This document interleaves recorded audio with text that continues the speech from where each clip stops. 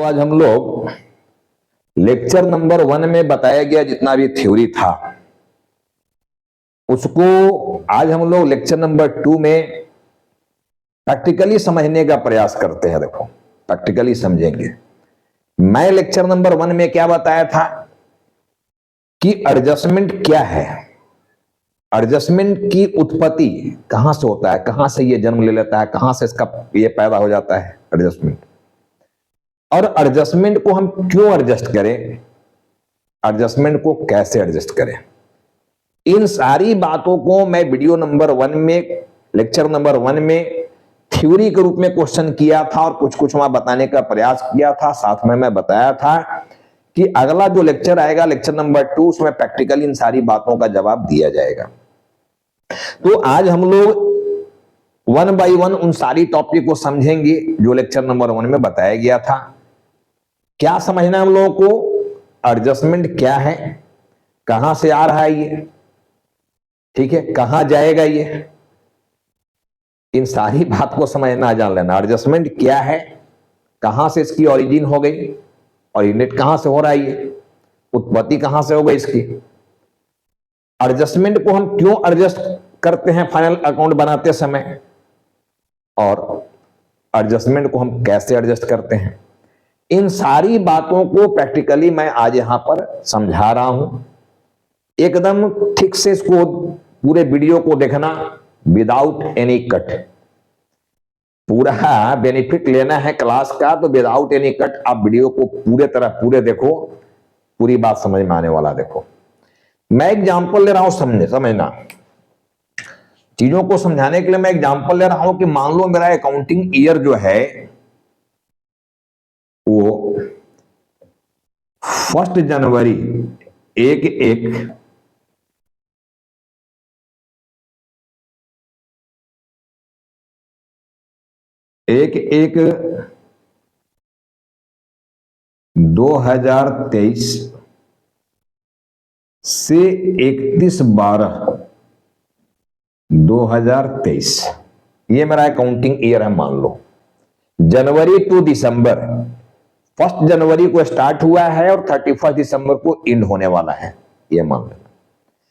मान लो एक स्टाफ हमारे यहां वर्क करता है, परमानेंट स्टाफ मेरा है, जिसको मैं सैलरी पेमेंट करता हूं, ठीक है। मैं समझाया था कि जनरली जो सैलरी देने का तरीका होता है वो काम करने के बाद, यानी जनवरी की सैलरी फरवरी में, फरवरी की सैलरी मार्च में, मार्च की सैलरी अप्रैल में, अप्रैल की सैलरी मई में। इस तरह से सैलरी का पेमेंट किया जाता है जनरली, ठीक है ना। तो मान लो एक स्टाफ हमारे यहां है जिसको मैं सैलरी पेमेंट करता हूं, सैलरी पेमेंट करता हूं 10,000 rupees per month, per month ये मैं पेमेंट करता हूं 10,000 रुपीज पर मंथ। अब आप हम लोग हमको खुद बताओ कि मैं अभी सिस्टम समझाया पेमेंट करने का कि सैलरी का पेमेंट काम करने के बाद किया जाता है, यानी जनवरी की सैलरी फरवरी, फरवरी की सैलरी मार्च, मार्च की सैलरी अप्रैल, ऐसे दिया जाता है। तो बताओ कि हम लोग 1 जनवरी यानी 1/1/2023 से लेकर 31 दिसंबर 2003, 31 दिसंबर 23 तक कितना सैलरी का पेमेंट किए होंगे, टोटल पेमेंट हम लोग कितना किए ये बताना है। देखो, देख लो, डेट सामने सामने पड़ा हुआ है, एग्जाम्पल के साथ मैं समझा रहा हूं, डेट सामने सामने पड़ा हुआ है, ठीक है ना। 10,000 रुपीज पर मंथ मैं सैलरी पेमेंट करता हूं, 10,000 रुपीज पर मंथ। जनवरी में देखो यहां पर जनवरी आया है 1 जनवरी से 31/12, ठीक है, 31 दिसंबर तक का हमारा अकाउंटिंग है, जनवरी टू दिसंबर है। सैलरी फिक्स किया गया है 10,000 रुपीज पर मंथ। तो बताओ हम लोग जनवरी से लेकर 31 दिसंबर तक कितना सैलरी पेमेंट किए होंगे। मैक्सिमम बच्चे बोल देते हैं कि सर 10,000 जब पर मंथ पेमेंट किया गया है, 10,000 पर मंथ, तो 12 मंथ का पेमेंट 1,20,000 रुपया कर दिया गया है, 1,20,000 रुपया, ठीक है ना, 12 महीना का पेमेंट। क्या तुम्हें भी ऐसा लगता है क्या? ऐसा लगता है क्या कि 1,20,000 का पेमेंट किए हो? अरे भाई, जब जनवरी की सैलरी फरवरी में पेमेंट कर रहे हो, फरवरी का मार्च में पेमेंट कर रहे हो, तो बताओ दिसंबर का दिसंबर में ही कर दिए हो क्या? या अगला 1 जनवरी को, या जनवरी में जब भी करोगे जनवरी 24 में पेमेंट करोगे ना? ये दिसंबर जो एंड हो गया इसका पेमेंट तो जनवरी 24 में करोगे। तो ये दिसंबर का पेमेंट दिसंबर में किया नहीं, अगले मंथ करने वाले हो, नए साल में चले जाओगे 24 में। और जब मेरा अकाउंटिंग ईयर 31 दिसंबर को ही एंड हो रहा है, तो फाइनल अकाउंट भी मेरा 31 दिसंबर को ही बनने वाला है। इसी डेट पर ईयर एंड में बनता है final account, trading penal balance sheet जो भी बनाते हो। क्या तो बताओ, हम लोग पेमेंट जो है 12 मंथ का इसको किए हुए हैं या 11 मंथ का पेमेंट किए हुए हैं? सब लोग कहोगे अब कि सर 11 मंथ का पेमेंट किया। अब सब लोग बोलोगे कि 11 मंथ का पेमेंट किया, जब जनवरी का फरवरी में, फरवरी का मार्च में, तो फिर ये दिसंबर का दिसंबर में कहां से हुआ पेमेंट? मैं समझाने के नाम पर एग्जांपल क्रिएट किया हूं, देखना, ठीक है ना। तो 10,000 इंटू 11 करोगे तो 1,10,000 रुपया ही पेमेंट किए हो। 1,10,000 रुपीज पेड कर दिए हो, ये पेमेंट किए हो 1,10,000 रुपया। 1,20,000 पेमेंट नहीं किए हो।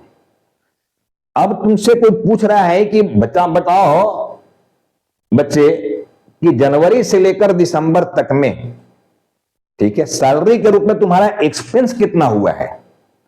एक्सपेंस क्या हुआ है ये पूछ रहा है। अब अगर मान लो 1,10,000 का पेमेंट किए हो बेटे, तो एंट्री भी 1,10,000 का लिया होगा। अभी अलग बात है कि एंट्री हर मंथ 10,000 रुपया करके लिया होगा। तब पेड सैलरी की एंट्री जो होता है, पेड लिख दिया, मतलब ये सेंटेंस जो है यहां पर है पेड सैलरी या सैलरी पेड, जो भी लिख रहे हो देखो, पेड सैलरी यहां पर आया हुआ है, पेड सैलरीज, ठीक है ना, रुपीज। अगर हम लोग टोटल बात कर ले 1,10,000 का, तो पेड सैलरी रुपीज 1,10,000 है, 1,10,000 ये हमारा आया हुआ है। तो पहला जो एंट्री पास करोगे, इसके लिए क्या एंट्री पास करोगे? सैलरी पेमेंट की एंट्री क्या होता है? सैलरी हमारा एक्सपेंस है, ठीक है। मैं 4 पिलर की बात बार बार करता हूं कि 4 पिलर में ज्यादा दिमाग लगाओ। वैसे गोल्डन में पर्सनल, रियल, नॉमिनल की भी बात किया था। सैलरी मेरा एक्सपेंस है, nominal account, debit all expenses and losses, ठीक है। तो पहला जो एंट्री यहां पर लोगे, ये एंट्री ले रहे हो सैलरीज अकाउंट डेबिट। तू अगर कैश में पेमेंट किए हो तो कैश रियल अकाउंट है, और debit ward comes in, credit ward goes out, पैसा जा रहा है। तो कैश से पेमेंट कर रहे हो तो कैश, चेक से पेमेंट किए हो तो बैंक, यही होने वाला है। तो salary account debit to cash account, ये हमारा 1,10,000 रुपया हुआ। 1,10,000 ये हुआ। तो एक एंट्री तो यहां पर ले लिया 1,10,000 का, जो 1,10,000 पेमेंट किया। हालांकि ये एंट्री 11 मंथ में 11 टाइम्स हुआ होगा, 10,000 करके। हर महीना एंट्री किए हो, हर महीना पेमेंट किया तो हर महीना एंट्री किया, ठीक है ना। तो टोटल 10,000 करके 11 महीना एंट्री हुआ होगा, 11 मंथ, और 1,10,000 से टोटल एंट्री हुआ। क्लियर है? अब समझो मैं क्या क्वेश्चन कर रहा हूं कि अगर आपसे कोई पूछ रहा है कि ये बताओ कि जनवरी से लेकर दिसंबर तक सैलरी के रूप में तुम्हारा एक्सपेंस क्या है, यानी बिजनेस का टोटल एक्सपेंस सैलरी के नाम पर कितना हुआ है। मैक्सिमम बच्चे बोल देते हैं सर 1,10,000 एक्सपेंस हुआ है। लेकिन मैं समझाया था बेटे कि अकाउंट्स बनाने के कुछ बेसिस होते हैं, कुछ बेसिस होते हैं अकाउंट्स बनाने का, ठीक है। क्या बेसिस होते हैं?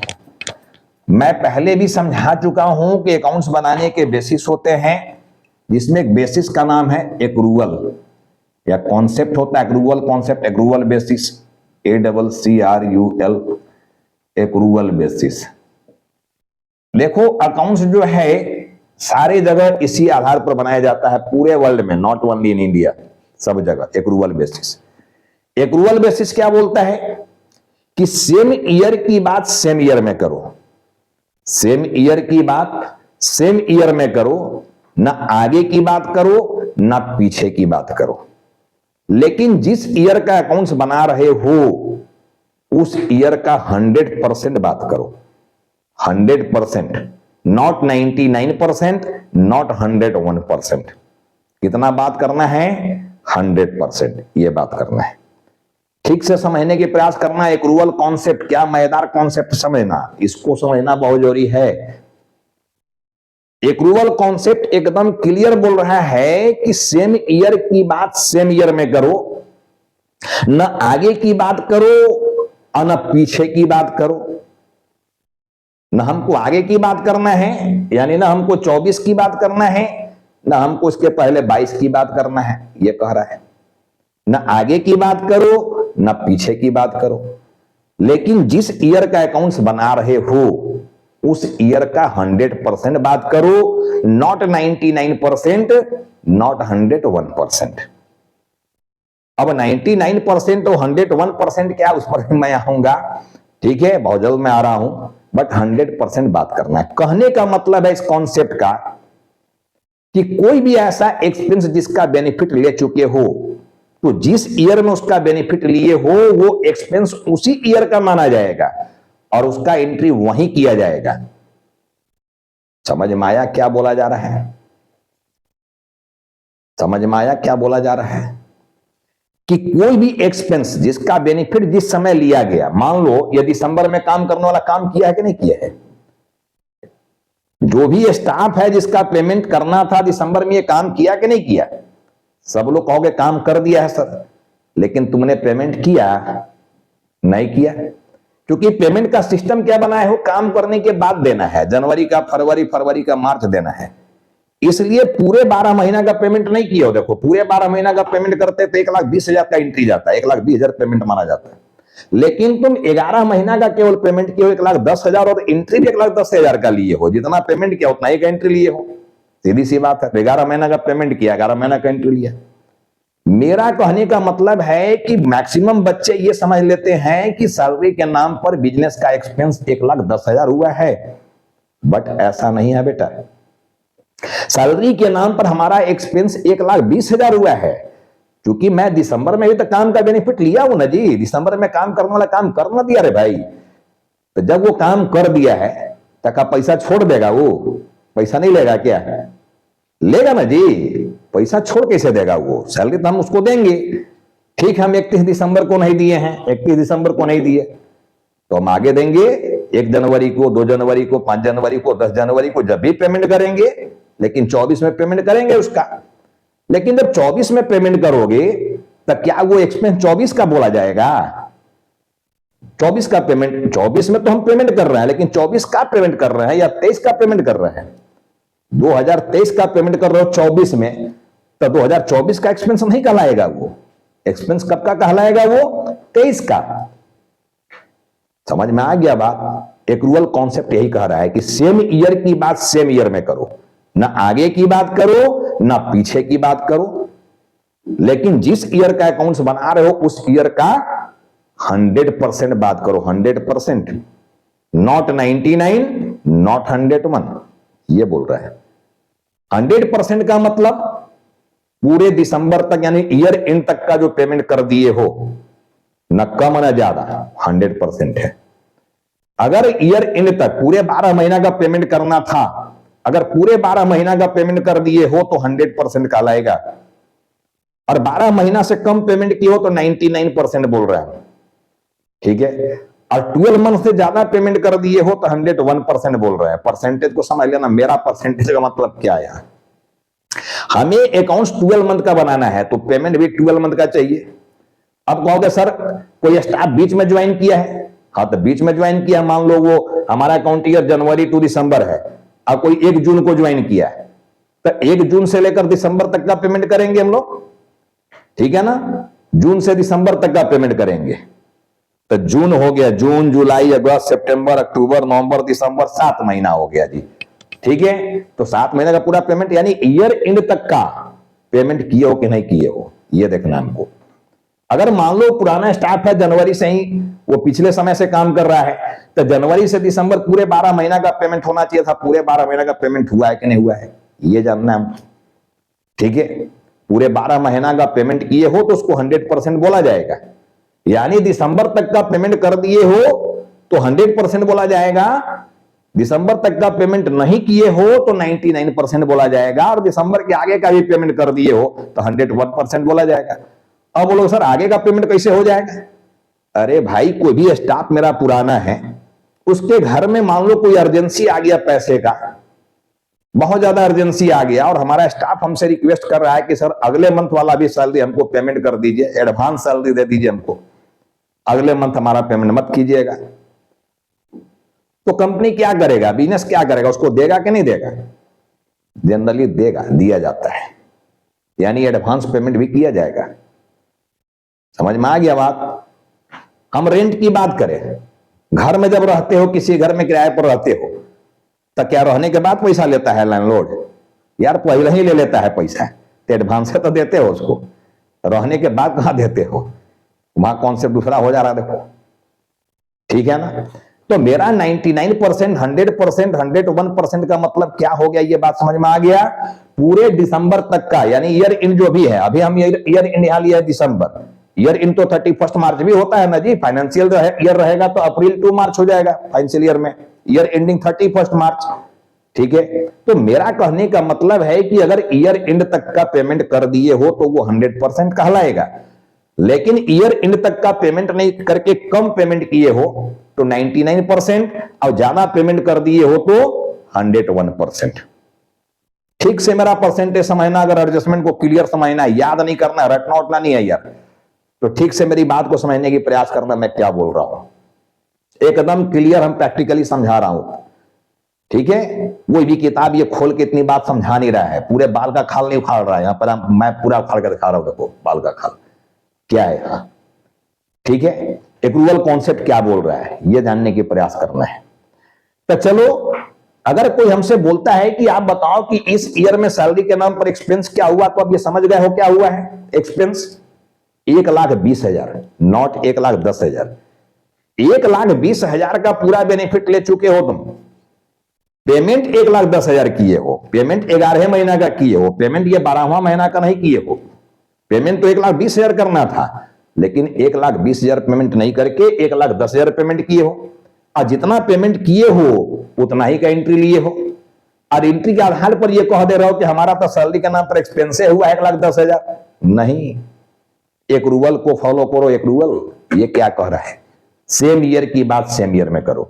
तो भाई दिसंबर में जब वो काम कर दिया 23 में, तो हमारा एक्सपेंस तो ये क्लियर हो, कंफर्म हो गया है, ठीक है ना? 23 में ये एक्सपेंस कंफर्म हो गया, 23 का एक्सपेंस बोला जाएगा, दिसंबर वाली सैलरी, ठीक है? तो यही का एक्सपेंस बोला जाएगा उसको, यानी आपका एक्सपेंस पूरे 12 महीना, अगला पूरा 12 महीना काम किया है वो, तो पूरे 12 महीना का सैलरी जो बनता है वो एक्सपेंस कहलाएगा, और वो 100% होगा, यानी 100% इज 1,20,000 रुपीज।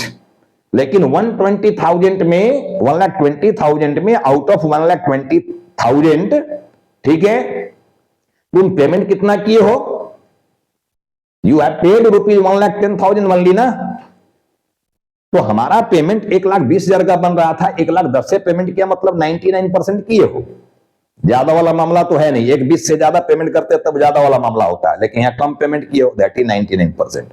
100% इज 1,20,000 रुपीज, ठीक है ना? तो चलो, जब सैलरी यहां पेमेंट कर दिया भाई, तो इसका लेजर भी बनाओगे, सैलरी का लेजर, कैश का लेजर, ये बनाओगे ना क्या? तो अगर मान लो हम लोग सैलरी का लेजर बनाते हैं, यहां पर सैलरी अकाउंट बनाते हो, मैं यहां बना दे रहा हूं लेजर, देखना, सैलरी अकाउंट जब बनाओगे लेजर, तो date particular JF rupees, date particular JF rupees, credit debit, ये गया।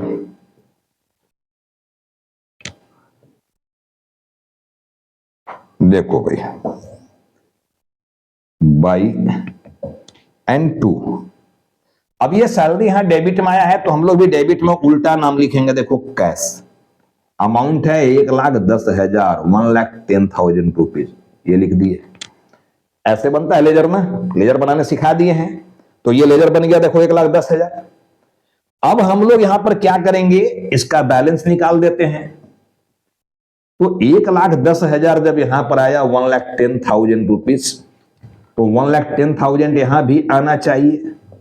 यहां 1,10,000 लिखोगे और ये लिख दिया टू बैलेंस CD, और यही CD उल्टा साइड में आकर यहां पर बन जाता है टू बैलेंस BD। 1,10,000 का देखो ये बैलेंस बन गया टू बैलेंस BD। अब मैं बोला था कि लेजर के बैलेंस के आधार पर बनता है ट्रायल बैलेंस। देखो मैं यहां ट्रायल बैलेंस बना रहा हूं, इधर ये ट्रायल बैलेंस है, trial balance debit credit, rupees rupees, और ये हमारा है पार्टिकुलर, मान लो ये हमारा ट्रायल बन रहा है। जिस जिस नाम से लेजर बनाए हो उसका यहां पर ट्रायल में देखो लिखा जाता है, उस लेजर का नाम, सैलरी देखो आ रहा है ये।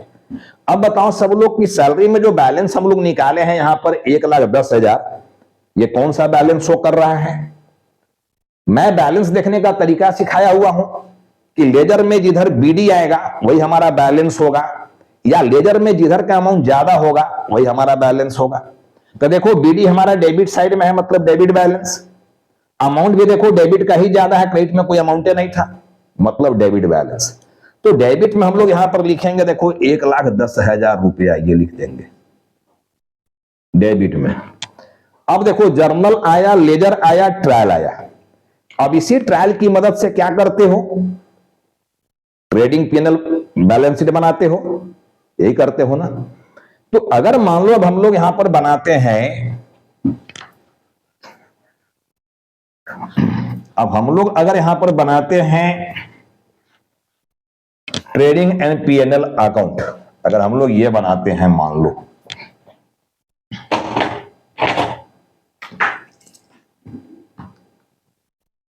Trading and profit and loss account for the year ending 31 December 2023, particular rupees credit debit, ये हो गया। चलो मान लो यहां पर ऊपर में ट्रेडिंग अकाउंट है, ये ट्रेडिंग है ऊपर में, और नीचे में देखो हम लोग का P&L अकाउंट है नीचे में, ये बनाने सिखा दिया हूं। अब देखो ट्रायल में यहां पर सैलरी आया हुआ है 1,10,000 रुपया, तो सैलरी जब यहां लिखोगे 1,10,000, ये सैलरी का लिखोगे 1,10,000।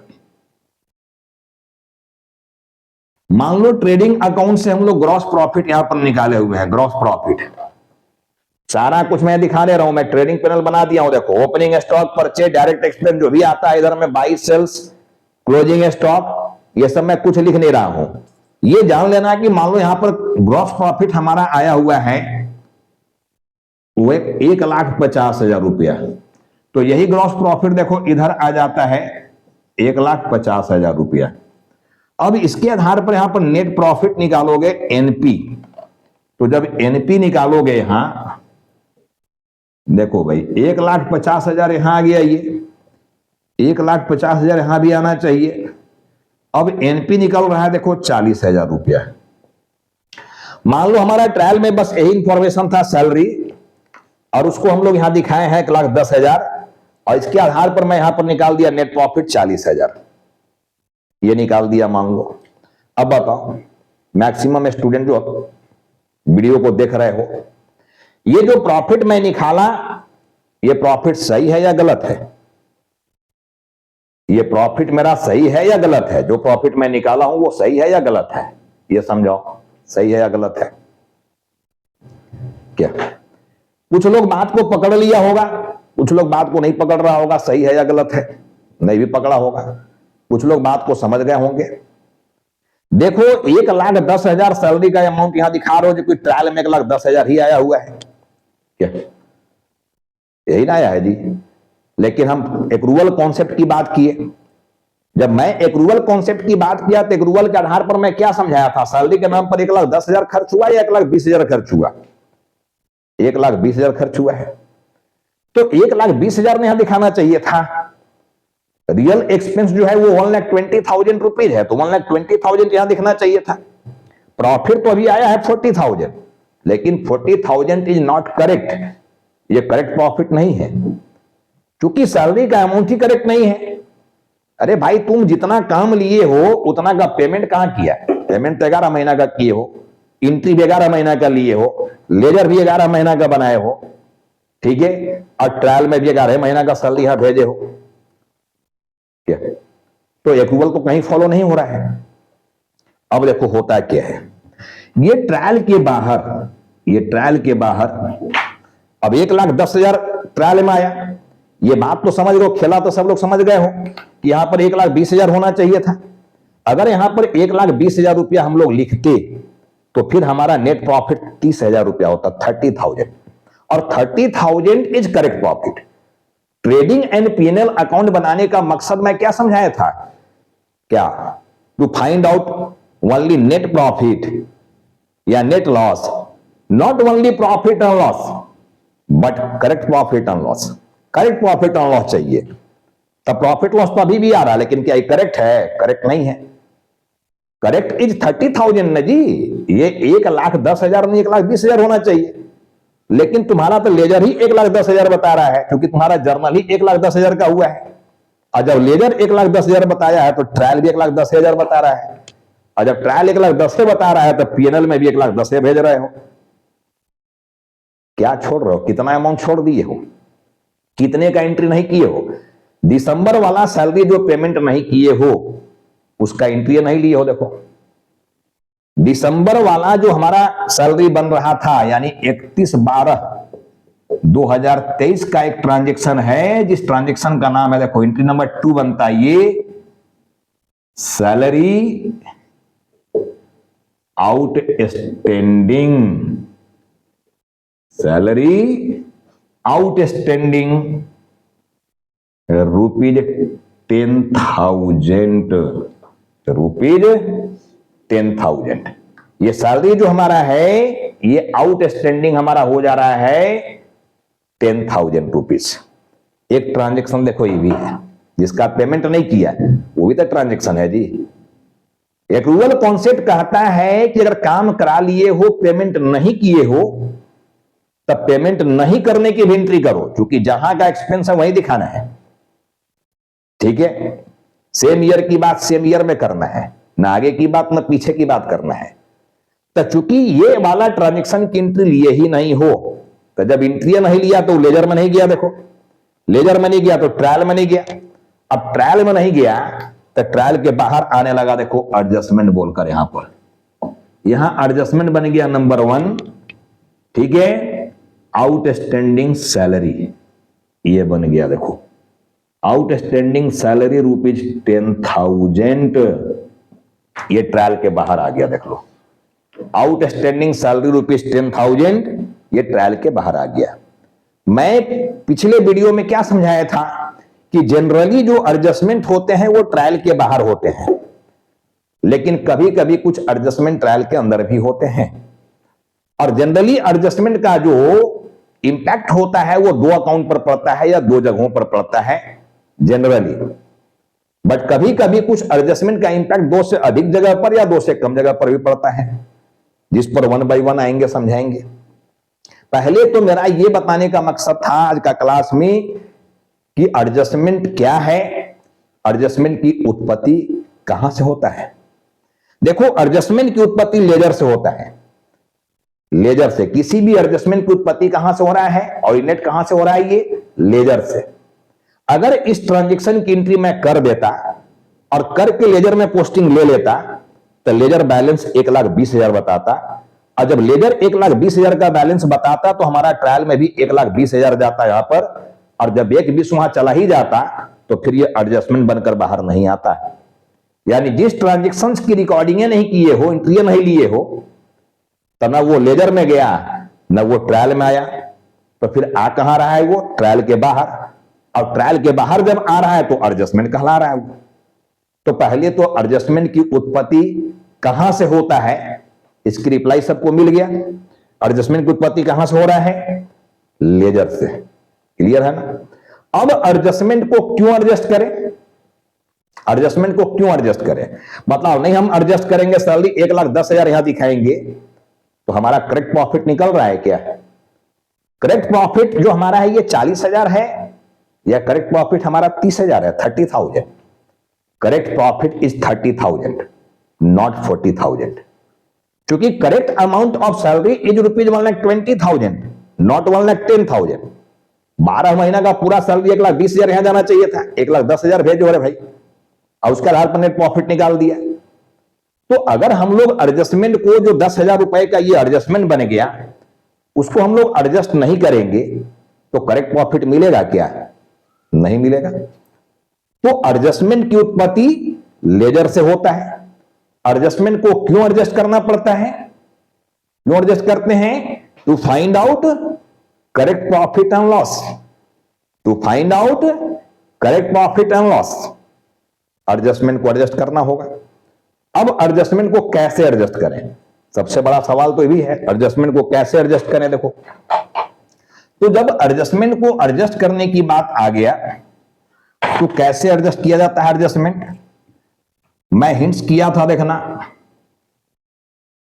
वीडियो नंबर 1 में मैं हिंट्स किया था। अब देखो, जहां भी एडजस्टमेंट है उसके इंफॉर्मेशन को पहले, उस आइटम की इंफॉर्मेशन को अंदर में रखना चाहिए। देखो, बाहर नहीं ले जाना चाहिए पहले। अब ये 1,10,000 अंदर में आ गया, जो ट्रायल से आ रहा तुम्हारा, देखो 1,10,000 ये ट्रायल से आ गया। अब इसी में एडजस्ट करना है हमको, इस एडजस्टमेंट को। मैं बोला था कि एडजस्टमेंट को या तो प्लस किया जाता है या माइनस किया जाता है, और फिर उसको बैलेंस शीट में जनरली भेजा जाता है, एसेट साइड में या लायबिलिटी साइड में। ठीक है? तब जब मैं एडजस्टमेंट को समझाऊंगा, जितने भी लिस्ट बनाया था मैं एडजस्टमेंट का, जब मैं वहां आऊंगा तो उसकी पूरी साइन समझाऊंगा और उसका डिस्क्लोजर भी समझाऊंगा कि कहां कहां जाएगा वो। ठीक है? अभी तो मैं बस क्लास 1 जो मेरा हुआ था, लेक्चर 1, उसकी पूरी बात को मैं क्लियर करने की कोशिश कर रहा हूं। देखो, अब देखो, एडजस्टमेंट को खुद समझ गया होगा। मैं अभी बात किया था कि जितना पेमेंट करना है पूरे 12 मंथ का, उतना पेमेंट अगर कर दिया तो 100%, कम पेमेंट किए हो तो 99%, और ज्यादा कर दिए हो तो 101%। तो बताओ 1,10,000 रुपीज कितना परसेंट है मेरा? कितना परसेंट है? कम पेमेंट किया ना जी, तो 99%। और जब 99% है तो हमको लाना कहां है उसको? 100% पर। एडजस्टमेंट आइटम को लाना कहां पर है हमको? 100% पर। तब बताओ, जब ये 99% पर है तो 100 पर कैसे आएगा? इसमें प्लस करें या माइनस करें? तो आप सब लोग कहोगे सर प्लस करें 100% पर लाने के लिए, तो यहां पर हम लोग प्लस करेंगे आउटस्टैंडिंग सैलरी को 10,000, तब जाके ये आ गया अब 1,20,000। और जब 1,20,000 ये आ जाएगा तो ये हमारा करेक्ट हो जाएगा, देखो 30,000, 30K, ये 30 पर आ जाएगा। तो जब तक एडजस्टमेंट को बेटे एडजस्ट नहीं करेंगे, बिजनेस का करेक्ट प्रॉफिट एंड लॉस नहीं मालूम हो पाएगा। इसलिए एडजस्टमेंट को एडजस्ट करना पड़ेगा। तो जितने भी एडजस्टमेंट है उसको प्लस करना है या माइनस करना है। हर एक एडजस्टमेंट का जर्नल भी सिखाएंगे हम। इसके बाद का लेक्चर जो भी आएगा, लेक्चर नंबर 3, अब वो एडजस्टमेंट का लिस्ट जो बनाए थे वो सारा एडजस्टमेंट का प्लस माइनस सिखाएंगे, बैलेंस शीट में कहां भेजना है ये बताएंगे। ठीक है ना? उसकी जर्नल भी क्लियर करने की कोशिश करेंगे, जर्नल पर भी हम आएंगे। तो आज देखो, मोटा मोटी सारी रिप्लाई मैं दे दिया हूं कि एडजस्टमेंट क्या है, कहां से उसकी उत्पत्ति हो रहा है। ठीक है? एडजस्टमेंट को क्यों एडजस्ट किया जाता है और एडजस्टमेंट को कैसे एडजस्ट किया जाता है। तो कैसे में प्लस माइनस करके, अब क्यों में to find out correct profit and loss, इसके लिए हम लोग एडजस्टमेंट को एडजस्ट करेंगे। क्लियर हो गया यहां तक की बात? अब देखो, अगर आउटस्टैंडिंग सैलरी की एंट्री हम लोग कर दिए होते 31 दिसंबर 2023 को, क्या एंट्री करते? तुम्हारा एक एस्पेक्ट यहां पर सैलरी है, एक आउटस्टैंडिंग है।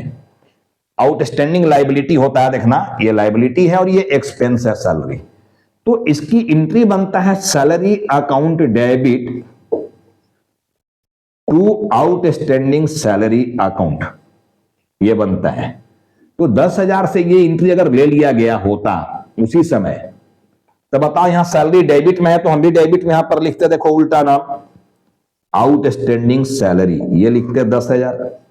और जब ये 10 हम लिख देते तो हमारा ये 1,20 हो जाता, और ये 1,20 होता तो ये भी 1,20 हो जाता, और ये भी 1,20 हो जाता, और ये ट्रायल में भी हमारा 1,20 चला जाता, तो फिर हमारा ये एडजस्टमेंट बचता ही नहीं। लेकिन किसी कारण से आउटस्टैंडिंग वाली एंट्री नहीं ले पाए हो। जनरली जब इंटरनल ऑडिटर आता है तब ये सब एंट्री करवाता है लोग ऑडिट के समय।